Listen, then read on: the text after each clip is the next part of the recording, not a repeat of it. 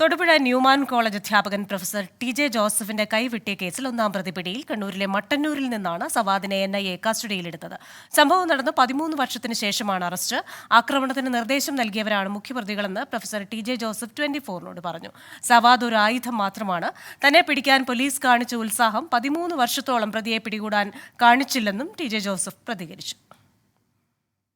13 വർഷം ഒളിവിലായിരുന്ന ഒരു പ്രതി നമ്മുടെ നാട്ടിൽ കസ്റ്റഡിയിലാകുന്നു എന്നുള്ളത് ഒരു പൗരനെന്ന നിലയിൽ എനിക്ക് അഭിമാനാർഹമായ സംഗതിയാണ്. ഏറ്റവും കൂടുതൽ മുറിവേൽപ്പിച്ച ആളെന്ന നിലയിലാണ് മുഖ്യപ്രതി, ഒന്നാം പ്രതി എന്നൊക്കെ സവാദിനെ നമ്മൾ കാണുന്നത്. ശരിക്കും അദ്ദേഹം ഒരു ആയുധം മാത്രമാണ്. ശരിയായിട്ടുള്ള കേസിലെ മുഖ്യപ്രതികൾ എന്ന് പറയുന്നത് അന്ന് എന്നെ പിടിക്കാൻ വേണ്ടിയിട്ട് കേരളത്തിലെ പോലീസ് കാണിച്ച ഒരു ഉത്സാഹം ഈ കേസിലെ പ്രതികളെ പിടിക്കാൻ വേണ്ടിയിട്ട് കാണിച്ചു എന്ന് ഞാൻ വിചാരിക്കുന്നില്ല. നമ്മുടെ നിയമവ്യവസ്ഥയെ ബഹുമാനിക്കുന്ന ഒരാളെന്ന നിലയിൽ 13 വർഷക്കാലം പിടികിട്ടാതിരുന്ന ഒരാൾ ഇപ്പോൾ കസ്റ്റഡിയിലാവുക എന്നുള്ളത് അഭിമാനാർഹമായ സംഗതിയാണ്. എൻ്റെ മനസ്സിലുള്ള മുഖ്യപ്രതികളും ഒന്നാം പ്രതികളൊന്നും ഇദ്ദേഹമല്ല. ഇദ്ദേഹത്തെ പോലെ എന്നെ ആക്രമിക്കാൻ വന്നവരോ അല്ല. എന്നെ ആക്രമിക്കാൻ വേണ്ടിയിട്ട് തീരുമാനമെടുത്തവരും അതിന് വേണ്ടിയിട്ട് ഇവരെ അയച്ചവരുമാണ് ഈ കേസിലെ മുഖ്യ പ്രതികളെന്നാണ് ഞാൻ ധരിച്ചിരിക്കുന്നത്. കേസിൽ കൈവെട്ടാൻ ഉപയോഗിച്ച മഴുവുമായാണ് പ്രതി കടന്നുകളഞ്ഞത്. ഇതുൾപ്പെടെ ഇനി കണ്ടെത്തേണ്ടതുണ്ട്. വിവരങ്ങളുമായി കൊച്ചിയിൽ നിന്ന് ചേരുന്നത് ശ്രീകാന്താണ്. ശ്രീകാന്ത്, ഇപ്പോൾ അദ്ദേഹത്തിന്റെ ഒരു പ്രതികരണം നമ്മൾ കേട്ടു. ഇന്ന് പിടിയിലായ പ്രതി ഒരു ആയുധം മാത്രമാണ്, ഇയാളെ അയച്ചവരാണ് യഥാർത്ഥ പ്രതികളെന്നാണ് താൻ വിശ്വസിക്കുന്നത്. അതേപോലെ തന്നെ ഇക്കാര്യത്തിൽ ഇനിയും കൂടുതൽ തെളിവുകളും കണ്ടെത്തേണ്ടതുണ്ടല്ലോ. അതുകൊണ്ട് തന്നെ കേസിന്റെ മുന്നോട്ടുള്ള പോക്കിൽ എത്രത്തോളം നിർണായകമാണ് ഇയാളുടെ അറസ്റ്റ്? ഇനിയുള്ള നീക്കങ്ങൾ എന്തൊക്കെയായിരിക്കും? ലോകം മുഴുവൻ ഈ ഏജൻസികൾ സവാദിനെ തിരക്കി പായുമ്പോൾ സവാദ് മറ്റെങ്ങും പോയിരുന്നില്ല, ഇവിടെ കേരളത്തിൽ കണ്ണൂരിൽ തന്നെ ഉണ്ടായിരുന്നു എന്ന വിവരമാണ് ഏറ്റവും പുതിയതായി പുറത്തു വരുന്നത്. അയാൾ ഷാജഹാൻ എന്ന പേരിൽ കണ്ണൂരിൽ താമസിച്ചു എന്നുള്ളതാണ് ഇപ്പോൾ സ്ഥിരീകരിക്കുന്ന വിവരം. നേരത്തെ ഇയാൾ കണ്ണൂർ മട്ടന്നൂർ ബേരത്ത് ഭാര്യയ്ക്കും കുട്ടികൾക്കുമൊപ്പം താമസിച്ചിരുന്നു എന്ന വിവരം നമ്മൾ പുറത്തുവിട്ടിരുന്നു. അതിപ്പോൾ സ്ഥിരീകരിക്കപ്പെടുന്നു. ഇയാളുടെ പേര് ഷാജഹാൻ എന്ന പേര് സ്വീകരിച്ചാണ് അവിടെ താമസിച്ചിരുന്നത്. മട്ടന്നൂർ ബേരത്ത് വാടക വീട്ടിൽ ഭാര്യയ്ക്കും മക്കൾക്കുമൊപ്പമായിരുന്നു താമസം. ആശാരിപ്പണി ചെയ്തായിരുന്നു ജീവിതം. 2 വർഷമായി മട്ടന്നൂരിലാണ് ഇയാൾ താമസിച്ചു പോകുന്നത്, ബേരത്താണ് ഇയാൾ താമസിച്ചു പോകുന്നത് എന്ന് സ്ഥിരീകരിച്ചിട്ടുണ്ട്.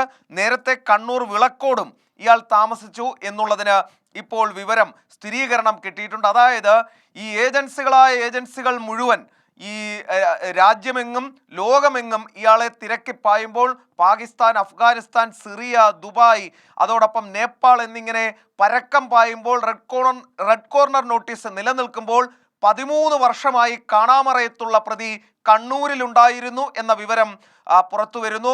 കണ്ണൂരിലെ വിളക്കോട് താമസിച്ചു, മട്ടന്നൂർ ബേരത്ത് 2 വർഷമായി താമസിച്ചു, ഇതിനിടയിൽ കല്യാണം കഴിച്ചു, ഇതിനിടയിൽ കുട്ടികളുണ്ടായി, ശേഷം ആശാരിപ്പണിയെടുത്ത് താമസിച്ചു പോന്നു എന്നുള്ളതാണ് വ്യക്തമാകുന്നത്. NIA സംബന്ധിച്ചിടത്തോളം ഈ 13 വർഷത്തിന് ശേഷം പ്രതിയെ അറസ്റ്റ് ചെയ്തു എന്നുള്ളത് അവർക്ക് ആശ്വാസം പകരുന്ന കാര്യമാണ്.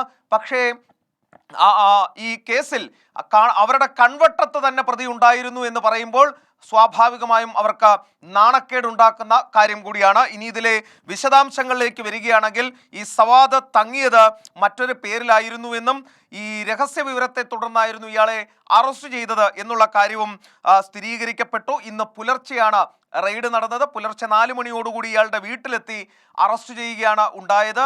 ആദ്യഘട്ടത്തിൽ തൻ്റെ ഐഡന്റിറ്റി വെളിപ്പെടുത്താൻ ഇയാൾ തയ്യാറായില്ല. ഷാജഹാൻ എന്നാണ് പേരെന്ന് ഇയാൾ ഉറച്ചു നിന്നു. പക്ഷേ പിന്നീട് വിശദമായി ചോദ്യം ചെയ്തപ്പോൾ തൻ്റെ ഐഡന്റിറ്റി ഇയാൾ വെളിപ്പെടുത്തുകയാണ് ഉണ്ടായത്. ഈ കേസിലെ ഒന്നാം പ്രതി, ഈ മഴ ഉപയോഗിച്ച് ടി.ജെ. ജോസഫ് എന്ന് പറയുന്ന അധ്യാപകന്റെ കൈ വെട്ടിയെറിഞ്ഞ ഒന്നാം പ്രതി അത് സവാദാണ്. സവാദ് ആ മഴവുമായി കടന്നു കളഞ്ഞു. ബാംഗ്ലൂരിലേക്ക്, ആലുവയിൽ ഒരു ആശുപത്രിയിലെത്തി ചികിത്സ തേടിയെന്ന് ഇതിനിടെ വിവരം വന്നു. ബാംഗ്ലൂരിൽ ഒരു ആശുപത്രിയിലെത്തി ചികിത്സ തേടിയെന്നൊരു വിവരം കിട്ടി. ശേഷം അവിടെ നിന്നും വിദേശത്തേക്ക് കടന്നു എന്ന വിവരം പുറത്തു വന്നു. ഒരുപക്ഷെ വിദേശത്ത് പോയ ശേഷം കണ്ണൂരിലേക്ക് വന്നതാകാം. എങ്കിലും 2 വർഷത്തിലധികമായി അയാൾ കണ്ണൂരിൽ ഉണ്ടായിരുന്നു എന്നാണ് സ്ഥിരീകരിക്കപ്പെടുന്നത്. പോപ്പുലർ ഫ്രണ്ടിന്റെ അടക്കം സജീവ പ്രവർത്തകനായിരുന്നു ഇയാൾ. ഒരു പക്ഷേ സംഘടനയുടെ സഹായം കിട്ടിയിട്ടുണ്ടോ എന്ന കാര്യം പരിശോധനയിലാണ്. ഇന്ന് NIA ഓഫീസിൽ ഇയാളെ എത്തിക്കും, ശേഷം കോടതിയിൽ ഹാജരാക്കും, തുടർന്ന് വിശദമായ ചോദ്യം ചെയ്യലും ശ്രീകാന്ത്, 13 വർഷത്തിന് ശേഷമാണല്ലോ ഈ പ്രതി പിടിയിലാകുന്നത്. മാത്രവുമല്ല, ഈ കൈവെട്ടാൻ ഉപയോഗിച്ച മഴ ഉൾപ്പെടെ കണ്ടെടുക്കേണ്ടതായിട്ടുണ്ട്. അത് എത്രത്തോളം സാധ്യമാണ് ഇത്രയും വർഷത്തിന് ശേഷം എന്നുള്ള കാര്യം ഒരു ചോദ്യചിഹ്നമാണ്. അതുകൊണ്ട് തന്നെ ഈ കേസ് ഇനി ഏത് രീതിയിലായിരിക്കും മുന്നോട്ട് പോവുക? കോടതിയിൽ പല തെളിവുകളും ഹാജരാക്കേണ്ടതായിട്ടുണ്ടല്ലോ. ഇതിനോടകം തന്നെ നിരവധി പ്രതികൾ ശിക്ഷിക്കപ്പെട്ടു കഴിഞ്ഞു. ഇതിൽ പലരുടെയും ശിക്ഷാ കാലാവധി തന്നെ കഴിഞ്ഞ് പുറത്തിറങ്ങിയിട്ടുണ്ട് എന്നുള്ളതാണ് വസ്തുത. 7 വർഷം ശിക്ഷിക്കപ്പെട്ടവരടക്കം ഈ കൂട്ടത്തിലുണ്ട്. പക്ഷേ ഇതിൽ ഈ മഴ കണ്ടു കിട്ടിയില്ല എന്ന് കരുതി അതിന് കണ്ടുകിട്ടാനുള്ള സാധ്യതയൊക്കെ വളരെ വിരളമാണ്. കാരണം 13 കൊല്ലത്തിലധികമായി. ഈ പശ്ചാത്തലത്തിൽ അത് അയാൾ നശിപ്പിച്ചു എന്ന് മൊഴി നൽകിയാൽ പിന്നെ NIAക്ക് ആ വിഷയത്തിൽ യാതൊന്നും തന്നെ ചെയ്യാൻ സാധിക്കില്ല. പക്ഷേ സാക്ഷിമൊഴി, ഇതിലെ ഒന്നാം സാക്ഷി എന്ന് പറയുന്നയാൾ, ഇതിന് ഇരയായ വ്യക്തി ജീവിച്ചിരിപ്പുണ്ട് ഇപ്പോഴും. ഇന്ന് അദ്ദേഹത്തിന്റെ മൊഴിയായി പുറത്തു വന്നത്, അദ്ദേഹം മാധ്യമങ്ങളോട് പറഞ്ഞത് സവാദിനെ കണ്ടാൽ തനിക്ക് തിരിച്ചറിയാം എന്നുള്ളതാണ്. ഇത് തന്നെയാണ് സവാദിനായി കരുതി വെച്ചിരിക്കുന്ന ഏറ്റവും പ്രധാനപ്പെട്ട സാക്ഷിമൊഴി എന്നുള്ളത്. ഒന്നാം സാക്ഷി ഈ പ്രതിയെ കണ്ടാൽ ഇന്നും തിരിച്ചറിയും എന്നുള്ളത് സവാദിന് ശിക്ഷ വാങ്ങിക്കൊടുക്കാൻ പോകുന്ന ഏറ്റവും നല്ല തെളിവാണ്. മാത്രമല്ല, ഈ കേസുമായി ബന്ധപ്പെട്ട നിരവധി സാക്ഷിമൊഴികൾ, സാഹചര്യ തെളിവുകൾ, ശാസ്ത്രീയ തെളിവുകളൊക്കെ തന്നെ ഏജൻസി ശേഖരിച്ചു വെച്ചിട്ടുണ്ട്. പ്രതിയെ ഹാജരാക്കുമ്പോൾ സ്വാഭാവികമായി അതെല്ലാം കോടതിയിൽ വരും.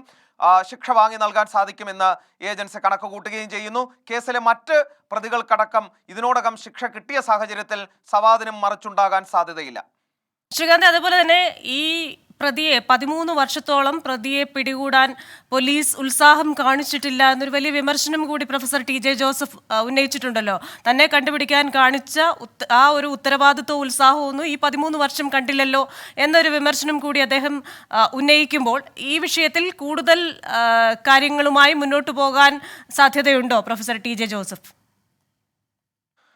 ഇതിലൊരു നിയമപോരാട്ടത്തിനൊന്നും പ്രൊഫസർ TJ ജോസഫ് മുന്നോട്ട് പോകാനുള്ള സാധ്യത തീരെയില്ല. കാരണം കഴിഞ്ഞ തവണ ഇതിലെ MK നാസറിന്റെ ശിക്ഷാവിധിയൊക്കെ പുറത്തു വന്ന സമയത്തും അദ്ദേഹത്തോട് ചോദിച്ചപ്പോൾ അദ്ദേഹം നിർവികാരനായാണ് പ്രതികരിച്ചത്. അദ്ദേഹം പറഞ്ഞ കാര്യം, ശിക്ഷ കിട്ടി, ഇവർ ആയിരിക്കില്ല, ഗൂഢാലോചന നടത്തിയവരൊന്നും തന്നെ പുറത്തു വന്നിട്ടില്ല, ഇവരൊക്കെ ആയുധങ്ങൾ മാത്രമായിരുന്നു എന്നുള്ളതായിരുന്നു അദ്ദേഹത്തിന്റെ പ്രതികരണം. സന്തോഷമുണ്ട്, നിയമ വ്യവസ്ഥ നിയമം നടപ്പാക്കപ്പെട്ടിരിക്കുന്നു, പക്ഷേ താൻ അവരോട് ക്ഷമിച്ചിരിക്കുന്നു എന്നുകൂടി അദ്ദേഹം പറഞ്ഞ് അവസാനിപ്പിക്കുകയാണ് ചെയ്തത്. അതിൽ നിന്നും വ്യക്തമാകുന്നത് അദ്ദേഹം ഒരു തുടർ നടപടിയായി പോകില്ല എന്നുള്ളതാണ്. പക്ഷേ ഇതിലൊരു കാര്യമുണ്ട്, ഈ 2010 നടക്കുന്ന ഈ സംഭവത്തിന് ശേഷം 13 വർഷമെടുത്തു ഈ ഏജൻസികൾക്ക് അയാളിലേക്ക് എത്താൻ. ശ്രീകാന്ത്, ഇപ്പോൾ പ്രേക്ഷകർ കണ്ടുകൊണ്ടിരിക്കുന്നത് കണ്ണൂരിലെ മട്ടന്നൂരിൽ പ്രതി 13 വർഷം അതിൽ കുറേ വർഷത്തോളം ഒളിച്ചു താമസിച്ച വീടാണ്. അവിടെ നിന്ന് ഞങ്ങളുടെ പ്രതിനിധി സജോ ദേവസ്യ ചേരുകയാണ്. സജോ, പ്രേക്ഷകർ ഇപ്പോൾ കാണുന്നത് പ്രൊഫസർ TJ ജോസഫിൻ്റെ കൈവെട്ട് കേസിലെ ഒന്നാം പ്രതി, ഇന്ന് പിടിയിലായ സവാദ് ഷാജഹാൻ എന്ന പേരിലാണ് ഇയാൾ കണ്ണൂരിലെ മട്ടന്നൂരിൽ ഒളിവിൽ താമസിച്ചിരുന്നത്. അയാൾ താമസിച്ചിരുന്ന വീടാണ് ഈ കാണുന്നത്. വിശദാംശങ്ങളുമായി സജോ ദേവസ്യ ചേരുകയാണ് മട്ടന്നൂരിൽ നിന്ന്. സജോ, ഒരാൾക്ക് എങ്ങനെ പേരുമാറി, അതും ഇത്ര വലിയ വിവാദമായ ഒരു കേസിലെ ഒന്നാം പ്രതി ഇത്രയും കാലം ഒളിച്ച് മനുഷ്യരുടെ താമസിക്കുന്നു എന്ന് പറയുമ്പോഴും ഈ പരിസരവാസികളും ആ നാട്ടുകാരും ഒക്കെ ഇയാളെ കാണുന്നുണ്ടല്ലോ. എങ്ങനെ പേരുമാറി ഇത്രയും കാലം ഒളിച്ചു താമസിക്കാൻ ഇയാൾക്ക് സാധിച്ചു അവിടെ?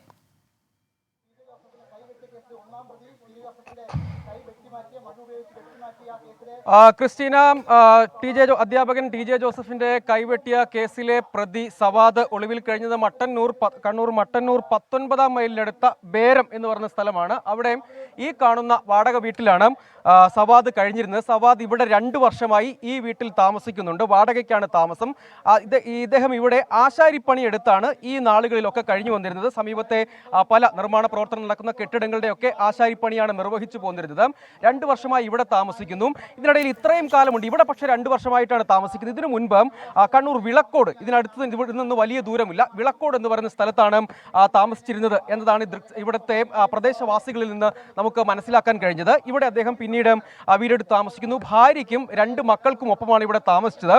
അതായത് ഇതിനുശേഷം വളരെ ശ്രദ്ധേയമായ ഒരു കാര്യം നമ്മൾ പ്രദേശവാസികളിൽ നിന്ന് മനസ്സിലാക്കുന്നത്, ഈ കുറ്റകൃത്യത്തിൽ പങ്കാളിയായതിനു ശേഷമാണ് ഇദ്ദേഹം വിവാഹം കഴിച്ചത്. ആ വിവാഹം കഴിച്ചതിന് ശേഷം ശേഷം പിന്നീട് കണ്ണൂരിലേക്ക് വന്നു. കണ്ണൂരിലെ SDPI പോപ്പുലർ ഫ്രണ്ട് നിരോധിത സംഘടനയായ പോപ്പുലർ ഫ്രണ്ട് ശക്തി കേന്ദ്രങ്ങളിലാണ് ഇദ്ദേഹം ഒളിവിൽ കഴിഞ്ഞു പോന്നിരുന്നത് എന്നതാണ് മനസ്സിലാക്കുന്നത്. പിന്നീട് പോപ്പുലർ ഫ്രണ്ട് നിരോധനത്തിന് ശേഷമാണ് ഇങ്ങോട്ടേക്ക് മറ്റ് സ്ഥലത്തേക്കും മറ്റും മാറി താമസിച്ചതിന് ശേഷം ഇവിടെ എത്തി എന്നാണ് നമ്മൾ മനസ്സിലാക്കുന്ന ഒരു കാര്യം. ആ ഘട്ടങ്ങളിലെല്ലാം ഐഡന്റിറ്റിയും വളരെ വിദഗ്ധമായി മറച്ചുവെക്കാൻ ഇദ്ദേഹത്തിന് കഴിഞ്ഞു എന്നാണ് നമ്മൾ ഈ ഘട്ടത്തിൽ മനസ്സിലാക്കുന്നത്. അതായത് എല്ലായിടത്തും പറഞ്ഞിരുന്നത് നാട്ടുകാർക്കൊക്കെ ഷാജഹാൻ എന്ന് മാത്രമേ അറിയുമായിരുന്നുള്ളൂ എന്ന് മാത്രമല്ല ഇദ്ദേഹത്തിൻ്റെ ചിത്രങ്ങളും മറ്റുമൊക്കെ ഈ കുറ്റകൃത്യം നടക്കുന്ന സമയത്തെ ചിത്രങ്ങളും മറ്റുമാണ്. അതുകൊണ്ട് അത് തിരിച്ചറിയാൻ കഴിയുമായിരുന്നില്ല. പ്രദേശവാസികൾക്കും ഏതെങ്കിലും തരത്തിൽ ആ തരത്തിലുള്ള സംശയം ഉണ്ടായിരുന്നില്ല എന്ന് മാത്രമല്ല എല്ലാവർക്കും അറിയാം ഇദ്ദേഹത്തെ ഇവിടെ തന്നെ ആശാരി പണിയടക്കമുള്ള തൊഴിലെടുത്ത് ജീവിക്കുന്ന ആളാണ്.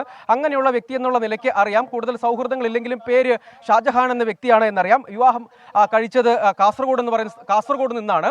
അതായത് അവരും ഇവിടെ തന്നെയുണ്ട്. അതായത് അവരെയും പിന്നീട് ഈ കൃത്യത്തിന് ശേഷമാണ് വിവാഹം കഴിച്ചതെന്നാണ് നമ്മൾ മനസ്സിലാക്കുന്നത്. അവർ ഇവിടെ തന്നെ തുടരുകയും ചെയ്യുന്നുണ്ട്. പുലർച്ചയോടുകൂടി ഈ NIA നടപടി ഉണ്ടായതിനു ശേഷമാണ് യഥാർത്ഥത്തിൽ ഈ ഇദ്ദേഹത്തിൻ്റെ ഐഡന്റിറ്റി സംബന്ധിച്ച് ഒരു വ്യക്തത യഥാർത്ഥത്തിൽ ഇവർക്ക് വന്നിട്ടുള്ളത്. അതുവരെയും യാതൊരു വിവരവും ഇദ്ദേഹത്തിൻ്റെ ഇത്തരം ഈ ബന്ധം സംബന്ധിച്ച് വ്യക്തതയുണ്ടായിരുന്നില്ല. പക്ഷേ ഇവിടെയുള്ള ചില ആളുകൾ പറയുന്നത് പ്രാദേശികമായ ചില പിന്തുണകളൊക്കെ, അതായത് ഇദ്ദേഹത്തെ ഒളിവിൽ താമസിക്കാൻ കഴിയും വിധം കണ്ണൂരിലെ വിവിധയിടങ്ങളിൽ ചില സഹായങ്ങൾ പ്രാദേശികമായി ആദ്യഘട്ടത്തിൽ ലഭ്യമായിരുന്നു എന്നാണ് ഈ ഘട്ടത്തിൽ നമ്മൾ മനസ്സിലാക്കുന്നത്. അത്തരം ചില സംശയങ്ങളൊക്കെ അവർ പങ്കുവെക്കുകയും ചെയ്യുന്നുണ്ട്. അത് ആ വിവരങ്ങളൊക്കെ കൃത്യമായി മനസ്സിലാക്കിയതിൻ്റെ അടിസ്ഥാനത്തിലാണ് NIA സംഘം ഇങ്ങോട്ടേക്ക് എത്തുകയും കൃത്യമായി അദ്ദേഹം ഇവിടെ തന്നെ താമസിക്കുന്ന വിവരങ്ങളൊക്കെ ഉൾപ്പെടെ സജോയിലേക്ക് തിരികെ എത്താം. ഈ സവാദ ഷാജഹാൻ എന്ന പേരിൽ ഒളിവിൽ താമസിച്ച ഈ വീടിന്റെ അയൽവാസിയുടെ ഒരു പ്രതികരണമുണ്ട്, അതിലേക്ക്. 2 വർഷമായി ഇവിടെ വാടകയ്ക്ക് താമസിക്കുകയാണ്. അപ്പോൾ നമ്മൾ ഇവിടുത്തെ പൊതുപ്രവർത്തകരെന്ന നിലയിൽ പരിചയപ്പെട്ടപ്പോൾ ഇന്ന് ആണ് യഥാർത്ഥ പേര് നമ്മൾ അറിയുന്നത്. നേരത്തെ താമസം വിളക്കോടായിരുന്നു എന്നാണ് പറഞ്ഞത്. അപ്പോൾ നമ്മളോട് പേര് പറഞ്ഞത് ഷാജഹാൻ എന്ന പേരിലാണ് ഇവിടെ അറിയപ്പെടുന്നത്.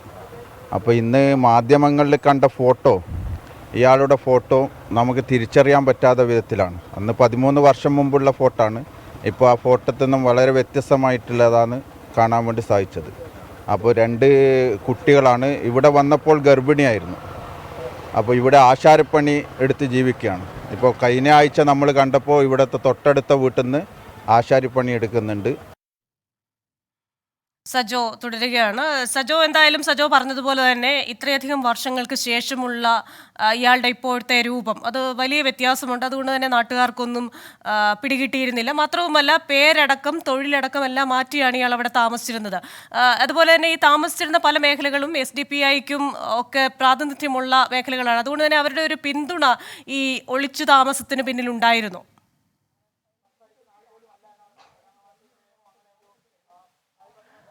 ക്രിസ്റ്റിന, ഇവിടെ ഇദ്ദേഹം ഈ സവാദ് ഷാജഹാൻ എന്ന പേരിൽ താമസിച്ച വീടിന്റെ തൊട്ടടുത്ത് താമസിക്കുന്ന ചേട്ടനാണ്. ഇദ്ദേഹത്തെ കാണാറും ഒക്കെ ഉണ്ടായിരുന്നു, അറിയായിരുന്നു?